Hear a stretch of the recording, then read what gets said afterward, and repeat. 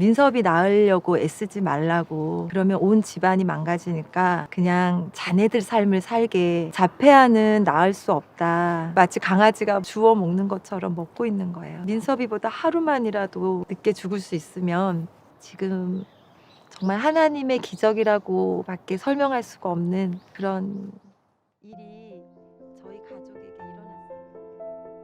일어났어요. 네, 태어났는데 너무 잘생긴 거예요.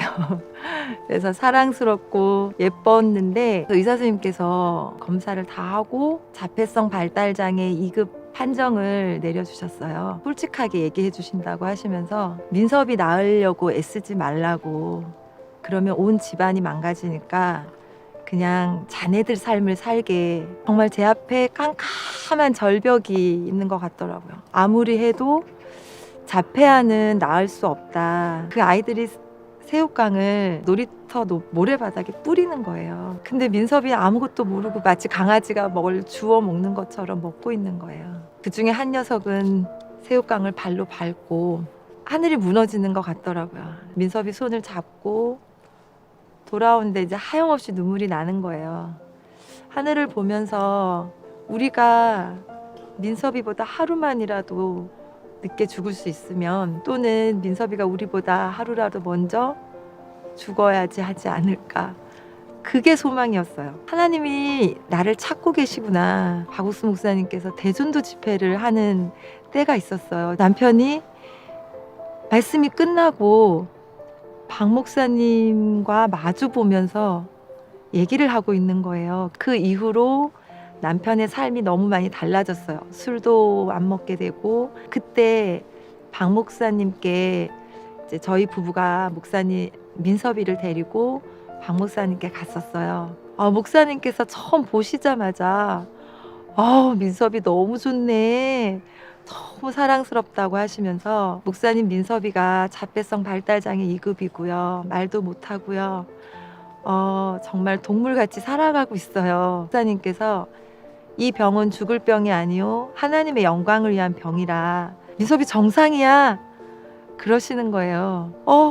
민섭이가 정상이라는 말은 정말 민섭이 키우면서 어디에서도 들어보지 못한 소리였거든요. 병원에서도 그냥 포기하라고 했고 우리의 삶을 살라고 했는데, 민섭이 정상이야 라고 얘기하는데 저희 마음이 확 풀렸어요. 민섭이 정상이구나. 그리고 이제 다시 집으로 돌아왔는데 민섭이는 여전히 이상한 짓을 하고 있었죠. 목사님 민섭이 정상이라고 하셨잖아. 근데 너 왜 누나한테는 양치컵을 주고 왜 민섭이한테 가재 손수건을 준비해? 제 마음에 그때 뭐가 딱 걸리는 거예요. 아니야 민섭아, 너도 오늘부터는 누나랑 똑같이 해. 뭐든지 누나랑 똑같이 시킬 거야. 근데 민섭이 뭐 알아듣는지도 모르고 똑같이 몇 번을 시범을 보여줘도 응 하고 또 먹고, 안 되는구나 하고 포기하려고 하는데 목사님의 말씀이 자꾸 생각이 나서 그냥 넘어갈 수가 없는 거예요. 아니야 민섭아, 너 할 수 있어. 그날 정말 밤새도록 싸웠거든요. 가끔 엉덩이도 때려주고. 민섭이가 나와 이렇게 마음의 싸움을 하게 됐어요. 12시가 넘도록 그렇게 싸우는데 민섭이도 울고 나중에는 저도 울고. 밤이 들었는데 새벽녘에 민섭이가 이렇게 잠이 깼어요. 저를 딱 보더라고요. 눈을 딱 마주쳤는데 민섭이가 갑자기 화장실로 막 달려가는 거예요. 저 보라는 듯이 양치컵에 물을 먹고 에페를 3번이나 하는데, 정말 민섭아 진짜 되구나. 너 정상이었구나. 너 됐는데 엄마가 여태 바보로 키웠어. 목사님 말씀이 맞았어. 근데 그때 민섭이를 부둥켜 안고 정말 많이 울었어요. 그때부터 이제 민섭이하고의 싸움이 정말 시작됐어요. 그때가 첫 사건이었고, 숟가락 쥐는 거, 젓가락 쥐는 거, 대소변 가리는 거, 뭐 모든 것이 이제 그때부터 혜림이랑 똑같이, 큰아이랑 이렇게 똑같이 키웠거든요. 물론 큰아이가 하는 것만큼의 속도는 안 됐지만 어느 순간 민섭이가 탁탁 바뀌고 이렇게 마음을 꺾는 것들을 볼 때 너무 감사했고요. 목사님의 그 말씀이 아니었으면 민섭이는 지금도 20살 청년이 넘었는데 정말 아무것도 스스로 할 수 없는 아이가 되었을 거예요. 이제 주변에 그런 사람들을 많이 보고 있는데 결국은요, 어느 날 보니까 연필을 잡고 있고, 어느 날 보니까 젓가락질을 하고 있고, 어느 날 보니까 대소변을 가리고 있고, 그리고 결정적인 건 초등학교 6학년 때 어린이 회장 선거를 나가겠다는 거예요. 얘는 진짜 말 한마디 잘 못하는 아이였는데 어떻게 그런 마음이 들었는지 그 선거 유세 바로 전날 담임 선생님한테 전화가 왔어요. 어머니, 민섭이가 선거 나가는데 선거 유세 원고를 민섭이만 안 갖고 왔어요. 정말 나가는 거예요. 그리고 바로 전날 불이 나게 원고를 잠깐 써서 민섭이 손에 들려줬어요. 그래, 민섭아, 하고 싶은 거 하고 와봐. 그 다음날 소식이 들리는데 민섭이가 과반수 넘게 그 표를 받아서 정겨울인 회장이 됐다는 거예요. 다른 아이들은 원고를 이렇게 보면서 읽었는데 민섭이는 어떻게 걔가 암기를 했는지 모르겠는데 앞을 보고 정확하게 너무 또박또박 이야기를 했다는 거죠. 이제 아이들이 거기에 감동을 받아서 이제 표를 준 것 같아요. 가문의 영광이다.